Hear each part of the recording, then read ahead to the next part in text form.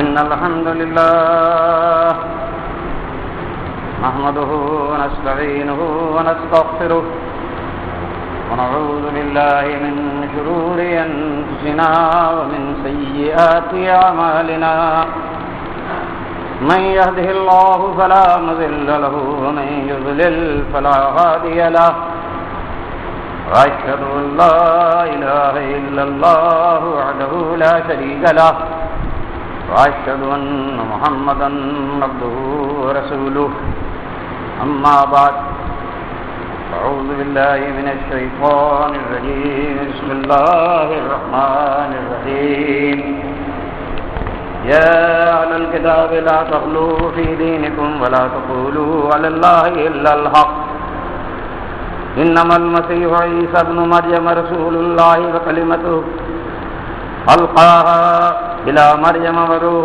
منه فآمنوا بالله ورسله ولا تقولوا ثلاثة انتهوا خيرا لكم إنما الله إله واحد سبحانه أن يكون له ولد له ما في السماوات وما في الأرض وكفى بالله وكيلا.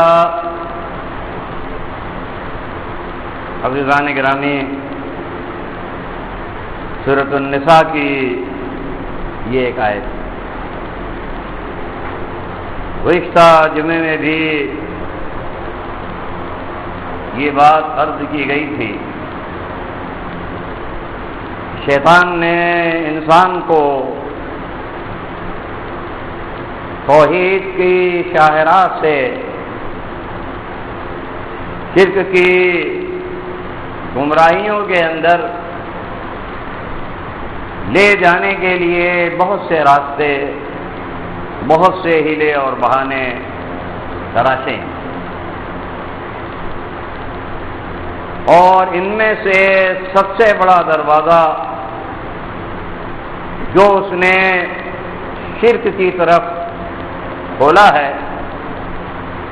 وہ ہے غلو فی الدین. بالعموم ماضی میں بھی ایسا ہوتا رہا ہے اور کم و بیش آج بھی ایسا ہو سکتا ہے کہ اللہ کے انبیاء الوہیت کی منصب پر فائز کیے گئے غلو فی الدین کے حوالے سے. اللہ کے اولیاء اللہ کی الوہیت کے اندر شریک ٹھہرائے گئے غلو فی الدین کے حوالے سے. اہل بیت کے ساتھ بھی یہی معاملہ ان کے جھوٹے نام لیواؤں نے جو ہے وہ اس 1200 سالہ تاریخ میں برتا ہے.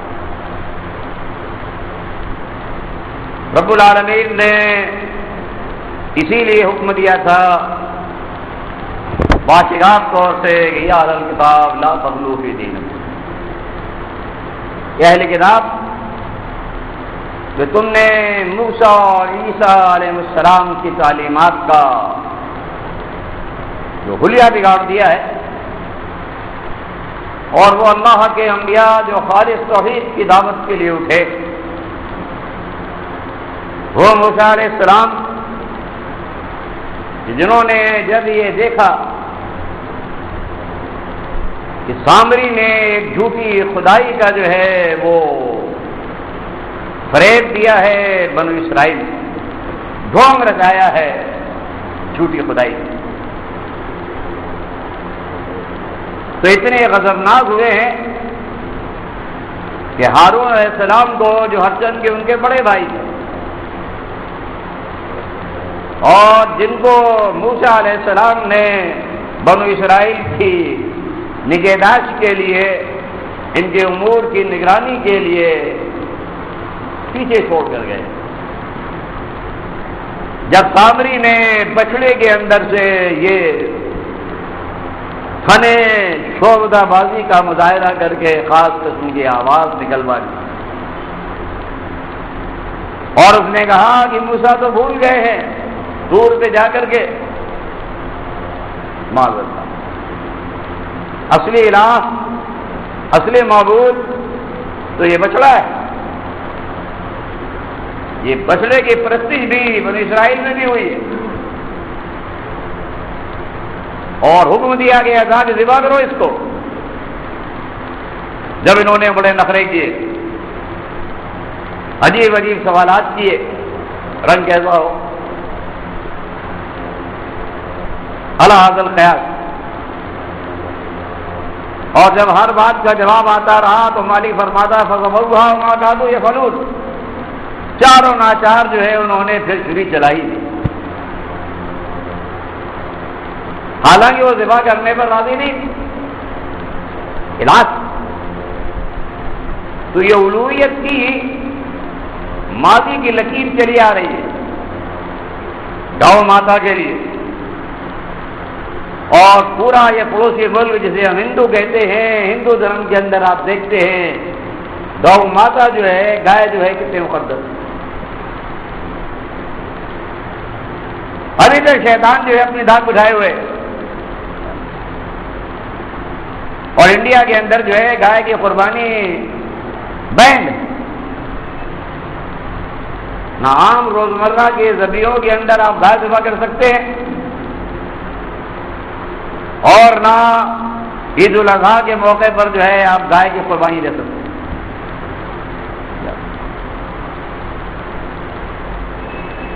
ممنوع ہے. اور مجھے یاد پڑتا ہے جب پہلی بار انڈین گورنمنٹ نے اس بات کی کوشش کی تھی، مودی صاحب نے بڑا شدید اس کے خلاف جو ہے بیان دیا تھا، اور انہوں نے کہا تھا کہ یہ معاملہ جو ہے یہ بنیادی عقیدے کا معاملہ ہے. یہ ہم جو گائے کو ذبح کرتے ہیں دراصل یہ گائے کا ایک ذبیحہ کا معاملہ نہیں ہے. یہ جھوٹے معبود انسانیت کی نگاہوں سے جو ہے بتا دینا ہے کہ اس کی کوئی حیثیت نہیں. یہ ہمارے ایمانیات کا معاملہ ہے. بس سخت اسٹینڈ لیا تھا اس شخص نے، اور میں کہا تھا اس معاملے کے اندر ہم کوئی مرمت برتنے کے تیار نہیں. یہ ہمارے ایمانی تقاضوں کے منافی ہو رہا ہے. اگر ہم اس کی قربانی چھوڑ دیتے ہیں اس کے معنی کیا ہے؟ تو کسی قیمت پر بھی ہم اس کے لیے تیار نہیں. یہ پری پارٹیشن بات ہندوؤں کی طرف سے مطالبہ آ رہا تو بس سخت اسٹینڈ لیا تھا ابوالعلا صاحب نے. بہرحال ہمیں ان سے کوئی تعلق نہیں ہے کسی سیاسی حوالے سے، لیکن جو بات ہے سچی. اور ابھی ماضی قریب میں علماء دیوبند نے کہا کہ اگر مصلحتاً یہ کر دیا جائے کہ گائے کی قربانی نہ کی جائے بھائی، تاکہ ہندو برادری جو ہے ناراض نہ ہو، تو فتویٰ دیا انہوں نے، میسج دیا انڈین مسلمس کو، دیکھو چھیڑ چھاڑ نہیں کرو اس معاملے میں، خاموش ہو جاؤ. تو یہ وقت کے تقاضے ہیں. ایمان اس طرح جو ہے مختلف سیاسی حالات میں جا کر کے پھر موم کی طرح پگھلنے لگتا ہے. بہرحال موسیٰ علیہ السلام جب آئے تو انہوں نے ہارون علیہ السلام پر جھپٹنے کی کوشش کی، بال اور داڑھی پکڑنے کی کوشش کی. غصے میں جو الواح ان کے ہاتھ میں تھی اٹھا کے انہوں نے الگ پھینکے. الواح ہے، وہی الہی ہے، الگ رکھا کہ اللہ کی آیات کا اگر معاشرے کے اندر نفاذ نہ ہو سکے تو یہ چننے چاٹنے کے لیے تو ایک کتاب نہیں اتری ہے. ان الواح کو میں سینے سے لگاتا رہوں اور الواح میرے ہاتھ میں ہو، رب العالمین کی وحدانیت کی نازل شدہ وحی کی آیات میرے ہاتھ میں ہو، جس کو لینے میں گیا تھا رب نے مجھے عطا فرمایا ہے، میں اس کے سامنے رہوں، اور یہاں میرے سامنے جو ہے میری قوم شرک کرتی رہے. یہ قرآن کا مضمون ہے، انہوں نے الگ رکھا ہوا الواح. ہارون علیہ السلام کہتے ہیں کہ میرے ماں جائے بھائی برادر محترم، ہمارے بالوں کو کیوں پکڑتے ہیں؟ ہماری داڑھی کو کیوں پکڑے ہوئے آپ؟ میرا حضور سنیے، مجھے کچھ کہنے کا موقع تو دیجیے۔ وہ غصے میں، یہ غصہ جو ہے انبیاء کا ابھرتا ہے، ابلتا ہے، جوش میں آتا ہے جب رب العالمین کے وحدانیت پر جو ہے شرک کے ذرا بھی چھینٹے پڑ جائیں، ناقابل برداشت، نبی کے لیے ممکن نہیں۔ اس جرم کو برداشت کر لے، اس کو پی جائے، اس کو انگیز کر لے، رب کی قدوسیت اور رب کی الوہیت پر ہی اگر گرد پڑ گئی، پھر رب کی بندگی کیا، پھر رب کی غلامی کا نعرہ کیا۔ ہارون علیہ السلام نے کہا میرے بھائی کیوں میری داڑھی پکڑتے ہو، کیوں میرے بال پکڑتے ہو؟ لا تاخذ بی، مت پکڑو، چھوڑ۔ اور یہاں سے یہ بات بھی نکلتی ہے کہ انبیاء کی سنت صرف داڑھی نہیں ہے بلکہ لمبی داڑھی ہے۔ یہ چھوٹی چھوٹی جو منی داڑیاں ہمارے معاشرے میں چل پڑی ہیں، یہ موسیٰ علیہ السلام کے ہاتھ میں آنے والی نہیں تھی، وہ آتی ہی نہیں منی داڑھی۔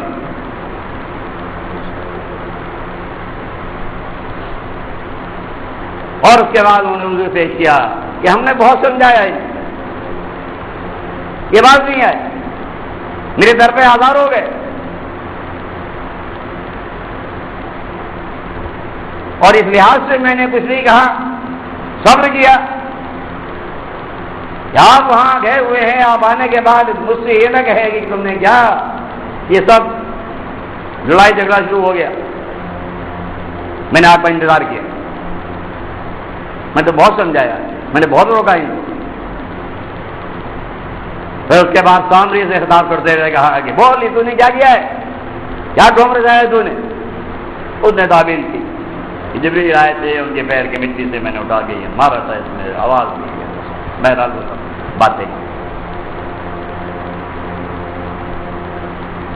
پھر موسیٰ علیہ السلام نے اس کے نگاہوں کے سامنے اور بنی اسرائیل کے سامنے، جادوگر بھی موجود ہے، سامری صوفی موجود ہے، اور اس کے فالوورز موجود ہیں، موسیٰ علیہ السلام کی قوم نگاہوں کے سامنے جو ہے کہا دیکھ ابھی تیرا کیا اثر کرتا ہو، تیرے معبود کے ساتھ میں کیا کرتا ہوں۔ اور اسی وقت انہوں نے جلا کے خاک کر دیا اس بچڑے کو جو آوازیں دے رہا تھا، سونے کا بچڑا تھا۔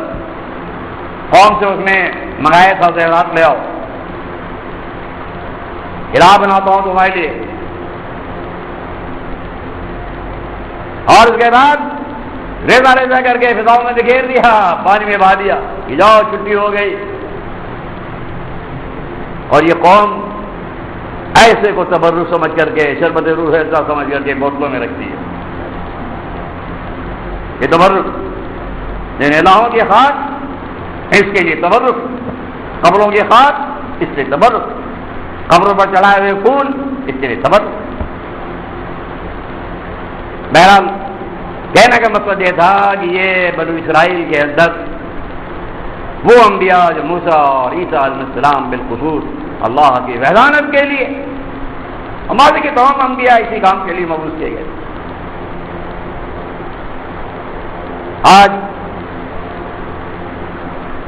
نصارہ نے عیسیٰ علیہ السلام کو ابن اللہ قرار دیا، یہ خلوص الدین۔ حالانکہ ابھی تو وہ شیرخوار بچہ ہے، ابھی پالنے کے اندر ہے، سورہ مریم اٹھائیے، پالنے کے اندر ہے، اور اس کے بعد وہی سے آواز دیتا ہے وہ شیرخوار بچہ۔ پہلا درس کیا ہے؟ مسلمان بچوں کی تربیت کے لیے سورہ مریم کی یہ آیات بول بول کر کے بتا رہی ہے کہ پہلا بچہ جو ابھی شیر خوار ہے، دودھ پیتا ہے، ابھی آنکھیں کھولی ہیں اس نے اپنی زندگی میں، میرے بچوں، میرے جوانوں، کیا درس دیتا ہے بچوں کی تربیت؟ کیا اٹھان ہونی چاہیے ان بچوں کی تربیت؟ یہ جو ہمارے یہ تعلیمی ادارے تربیت دے رہے، hello hello, Tata Tata, by by, یا ازبر ہو گئے، چلے گئے غلامی کے اندر، ڈھل گئے اسی فکر میں. اور وہ بچہ کیا بولتا ہے؟ انی عبداللہ. پہلی آواز جو عیسیٰ علیہ السلام کے زبان مبارک قید طفلی میں شیر خواری کے عالم میں گونجی ہے، قرآن کا ریکارڈ محفوظ ہے سورہ مریم. انی عبداللہ، یہ درد دے رہا ہے. یہ بچہ نبی بھی ہے اور اعلان کا انی عبداللہ، میں اللہ کا بندہ ہوں. پہلی چیز، میں ابن اللہ نہیں ہوں، میں اس کی الوہیت میں شریک نہیں ہوں، معاذ اللہ، میں دین میں کا ایک نہیں ہوں. انی عبداللہ. اور اس کے بعد بالخصوص ہر مسلمان بچے کو اور بالعموم ہر انسانیت کے فرد کو، ہر معصوم کو یہی درس کر گیا ہے، تم کون ہو، تمہاری حیثیت کیا ہے. یہی آواز گونجے گی، انی عبداللہ. یہ درس بتا گیا. یہ مریم علیہ السلام کا جو ثبوت ہے، اے ماں تمہیں بھی یہ چاہیے کہ تمہارا ہر پروان چڑھنے والا اس پالنے کے اندر، گہوارے کے اندر بچہ جو ہے، یہی پروان چڑھے، انی عبداللہ انی عبداللہ انی عبداللہ. جوانی آ جائے تو کہے انی عبداللہ، بڑھاپا آ جائے کہے انی عبداللہ. یہ درس ہے اس آیت کے اندر. اور مجھے کتاب دی گئی ہے، کتاب دی گئی ہے مجھے. یار یہ میرا موضوع نہیں ہے، لیکن اب پڑھیے اس حوالے سے ان آیات کی کیا سبق ہے. رہنمائی کے لیے کتاب ہے یہ. انی عبداللہ ہوں اور عبداللہ کے لیے آسمان سے ہدایت آئی ہے، وہ میرے پاس ہے، لے کر آیا ہو. اس کی رہنمائی میں یہ ابدیت پروان چڑھے گی، خدائی نہیں، ابدیت اس کتاب کے رہنمائی کے اندر پروان چڑھے گی. اور پھر دو بنیادی باتیں گئی، نماز کی پابندی، زکوٰۃ کہو، جب تک میں زندہ رہوں. یہ پالنے میں ہے ابھی، یہ مینیفیسٹو ہے عبداللہ کا، جوان بچوں کا، پاکستانی مسلمانوں کا. یہ مینیفیسٹو ہے جو ریفلیکٹ کر رہی عیسیٰ علیہ السلام کی دعوت. اللہ کا بندہ ہوں، کتاب اور سنت کی روشنی کے اندر زندگی کا سفر طے کروں گا، ابدیت سیکھوں گا. تو یہ لیسن ہے عیسیٰ علیہ السلام کی دعوت کا.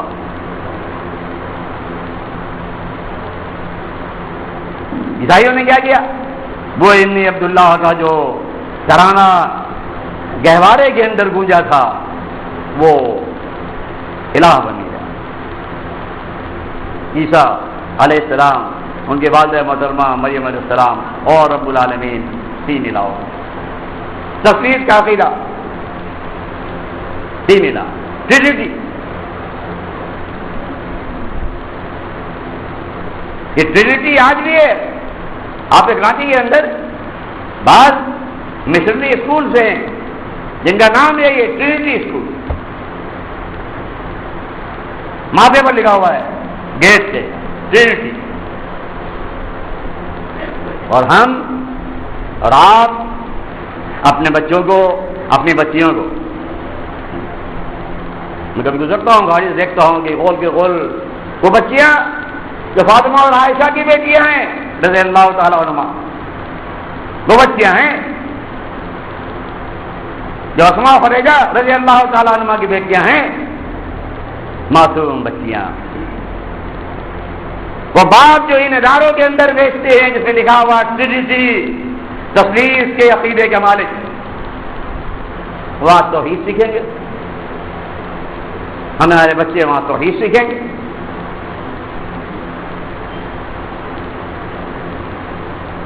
حص مر گئی ہماری، رب العالمین سے تعلق کمزور سے کمزور تر ہوتا چلا جا رہا ہے۔ انہوں نے اللہ بنایا جو توبہ کے اندر ہے۔ نصارہ کہتے ہیں عیسیٰ علیہ السلام اللہ کے بیٹے ہیں، یہودی کہتے ہیں عزیر علیہ السلام اللہ کے بیٹے۔ تو توبہ اور مالک حکمتیاں ان سے قتال کرو، حتیٰ کہ ترجیح دیا گیا جو ہم صابرون، قتال کرو ان سے، یہاں تک کہ جزیہ دینے پر راضی ہو جائیں۔ ہم صابرون، چھوٹے بن کر رہے ہیں، مغلوب بن کر رہے ہیں۔ صابرون ہم صابرون، یہ ٹائٹل ہے اہل کتاب جو اللہ نے دیا۔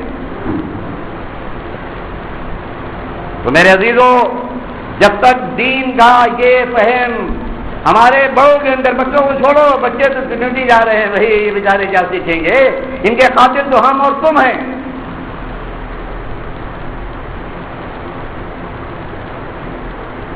جو ان کو اس مذبح خانے میں بھیجتے ہیں، یہ مذبح خانے ایمان کے مذبح خانے ہیں، چھری تیز کیے ہوئے یہ پوپ وہاں بیٹھے ہوئے ہیں، اور ہم اپنے معصوم بچوں کو ان قصائیوں کے حوالے کرتے ہیں، ان مذبح خانوں کے اندر بھیج ذبح کر دو، ایمان نکال دو ان کے سینوں سے۔ شخصیت کہاں پروان چڑھی؟ مسلمان کہاں سے ابھریں گے؟ پھر اللہ کے بندو، یہی اہل بیت کے ساتھ ہوا۔ آپ جانتے ہیں کہ یہ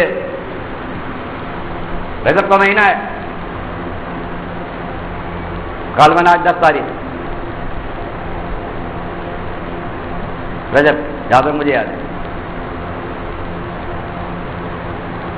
ایک فضیلت اس لحاظ سے آپ کہہ لیجئے، رجب کی رسول اللہ صلی اللہ علیہ وسلم معراج ہوئی، عمومی معراج پر ایمان لانا لازم۔ سبحان الذی اسری بعبدہ لیلا من المسجد الحرام الی المسجد الاقصی الذی بارکنا حولہ، سورہ اسراء 15واں پارہ، معراج۔ رسول اللہ علیہ وسلم ساتوں آسمان پر گئے، آسمان دروازے کھول دیے گئے آپ کے لیے، ساتوں آسمان کراس کر لیا آپ۔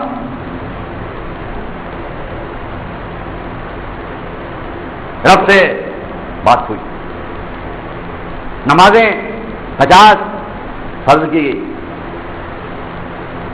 واپس آئے۔ موسیٰ علیہ السلام نے کہا کہ آپ کی امت برداشت نہیں کرتے، بنی اسرائیل کو میں دیکھ چکا ہوں، کم کرائیے، گئے، پھر گئے، گھٹتے گھٹتے آتے جاتے تقریب ہوتی ہوتی پھر 5 پہ آئے۔ موسیٰ علیہ السلام نے پھر کہا اب بھی زیادہ ہے۔ رسول نے فرمایا اب مجھے رب کے پاس جانے میں شرم آ رہی ہے۔ 5 فرض ہو گئے، ثواب 50 کا ملے گا۔ یہ یقیناً معراج کا تحفہ لا رہے ہمارا ایمان۔ لیکن یہ معراج کی رات کون سی رات تھی؟ رجب کی کون سی تاریخ تھی؟ کتاب اللہ سے، سنت نبی سے، نبی صلی اللہ علیہ وسلم کی احادیث صحیحہ سے کچھ نہیں معلوم، کتنی برس۔ باقی اقوال مل جائیں گے، کچھ تاریخی چیزیں مل جائیں گی، کچھ صغرا کبرا ملا کر کے کچھ چیزیں طے کر لی گئی ہیں کہ 27 تھی، لیکن کچھ تعین نہیں ہوتا، کتاب و سنت سے کوئی تعین نہیں۔ تو جس رات کا کتاب اور سنت سے تعین نہ ہو سکے، ہم اس رات کو جشن منائیں، چراغا کریں، نمازیں پڑھیں، تلاوت قرآن کریں، یہ بدعت۔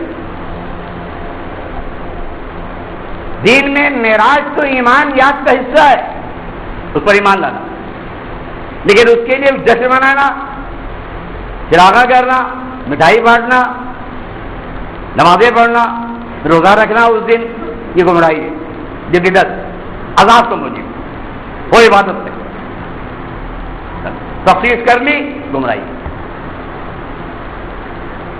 تو مجھے نہیں معلوم ہے کہ رجب کے مہینے میں اس کے علاوہ کوئی بھی صحیح حدیث سے رات کے جاگنے کی یا دن میں روزے کی کوئی روایت نہیں. صوفیہ کا معاملہ ہے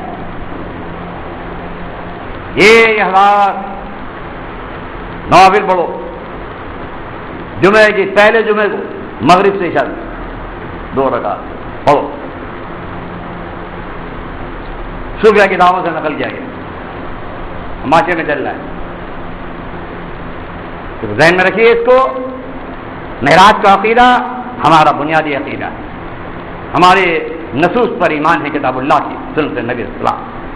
لیکن اس کے لیے کوئی تقریب کوئی عبادت کوئی جشن کوئی اس لحاظ سے خوشی کے کہ چلو مٹھائیاں تقسیم کرو جھنڈے لگاؤ مولوی صاحب راحت پر جگاتے رہیں جاگتے رہیں. بدعت گمراہی ضلالت.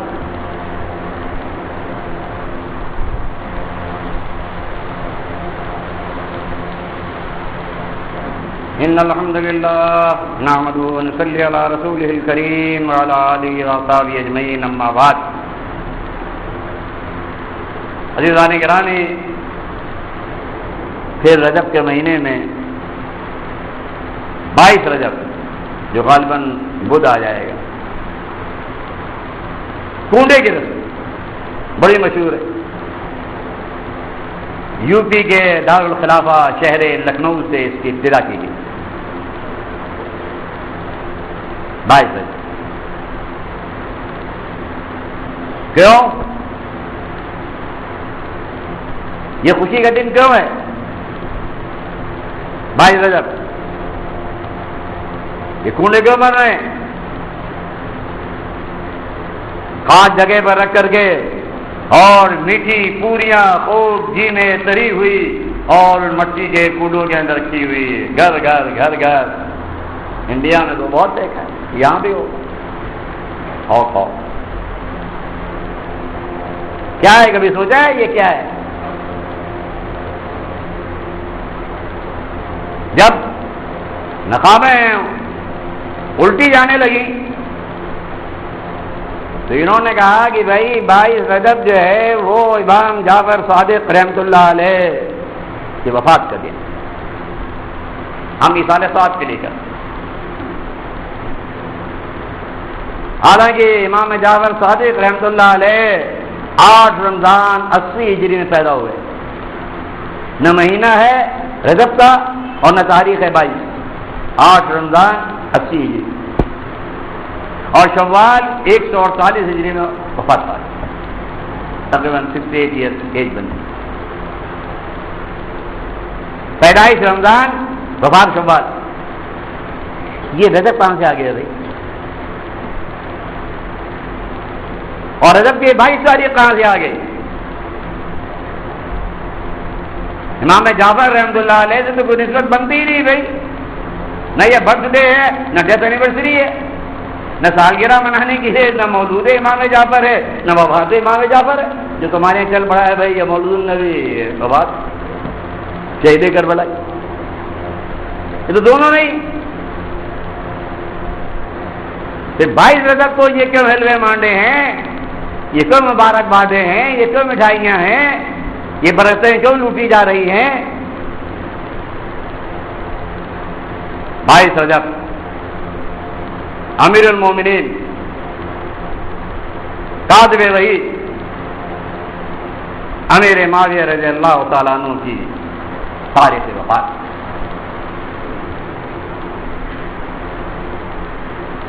یہ امام 22 رجب کو دنیا سے چلا گیا. یہ تبرہ ہے یہ خوشی ہے. لکھنؤ میں جب اس کے خلاف آوازیں اٹھنے لگی انہوں نے رنگ دیا یہ تو بھائی امام جعفر کے موڈے ہیں بھائی سارے ثواب کے لیے. اور وقت نہیں ہے آپ سب جانتے بھی ہوں گے اس کے لیے افسانے تراشے گئے اور لکڑہارے کا قصہ پورا لکھا گیا. گھر گھر موجود ہے وہ کتابیں موجود ہیں لکڑہارے کے قصے. تو اس سے بچیے. یہ کنڈے کا سارا افسانہ جو ہے وہ صرف امیر معاویہ رضی اللہ تعالی عنہ کی وفات کی خوشی کے اندر جو ہے یہ رنگ دے دیا گیا ہے کہ سنیوں کے اندر کس طرح نفوذ کیا جائے. امام جعفر کے پھولے، امام جعفر سے کیا تعلق ہے؟ اس اللہ کے بندے سے کیا تعلق ہے؟ تومت ہے اس تو دین سیکھیے. یہ سیاست کی وادی میں ہے، آپ کو یہ دین نہیں ملے گا. وہ تو جنگل ہے، جنگل کانٹے کانٹے آئیں گے. وہاں کس مائی کے لال کی ہمت ہے جو یہ کہہ سکے؟ ایک سیاسی عوامی نمائندہ زبان پر توحید لے آئے، زبان پر سنت لے آئے، زبان پر حق لے آئے. کوئی مائی نے آج تک ایسا لال پیدا ہی نہیں کیا اور نہ انشاءاللہ پیدا ہوگا قیامت. سیاست کے میدان کا یہ جوہر ہی نہیں. ہم تو آپ کے سامنے بغیر کسی حرص اور لالچ اور خوف کے حق بات رکھنے کی کوشش کرتے ہیں جو بھی رب العالمین نے ہمیں سمجھایا ہے. کوئی لالچ آپ سے نہیں. آپ راضی ہوں تو دعائیں آپ کے لیے، آپ ناراض ہوں تو بھی آپ کے لیے دعائیں کہ اللہ ہدایت دے. لینا دینا کچھ نہیں یہاں،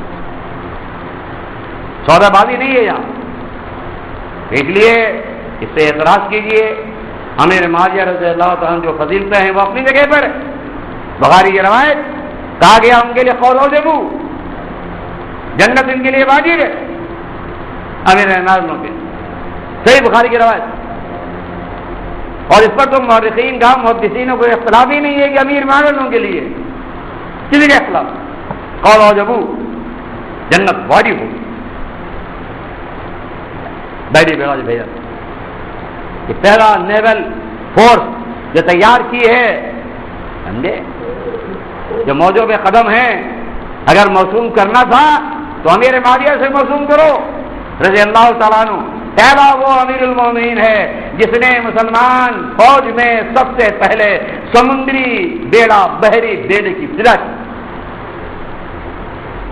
پہلے عمر رضی اللہ عنہ مانگی تھی کہ امیر المومنین میں ایک نیول فورس تیار کرنا چاہتا ہوں. ذہانت دیکھیے، تدبر دیکھیے، سیاست دیکھیے. سیاست یہ عمر نے نہیں کہا ابھی نہیں، ابھی نہیں، روک دیا، ابھی نہیں، یاد نہیں. ٹھیک. عثمان غنی خلیفہ ہوئے رضی اللہ عنہ، ان سے کہا ہم بحری بیڑا تیار کرنا چاہتے ہیں امیر المومنین پرمیشن دیجیے. کہا تیار کرو، تیار کرو. یہ پہلا بحری بیڑا ہے جو پانی کی موجوں پہ اترا ہے توحید کے شہدائیوں کا، اور جس کی ابتدا سیدنا امیر معاویہ رضی کاتب وحی نبی جو وہی اترتی تھی، آپ ڈکٹیٹ کرتے تھے، امیر معاویہ اس کو لکھتے. اگر کاتب وحی غاصب ہو جائے تو یہ قرآن پر اعتبار کیسے کرو گے؟ یہ لکھنے والا تھا کاتب وحی، قرآن کو لکھتا، نبی کا ہم لکھاتے. تو وقت نہیں ہے.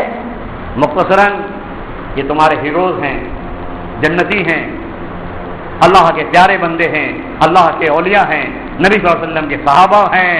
ان کی عظمتوں کے گیت گاؤ، ان کو اپنے سامنے رکھو. اور وہ ساری نجوستیں، ساری غلاظتیں جو ان اللہ کے بندوں پر اٹھائی جا رہی ہیں اس کے خلاف زبان کھولو،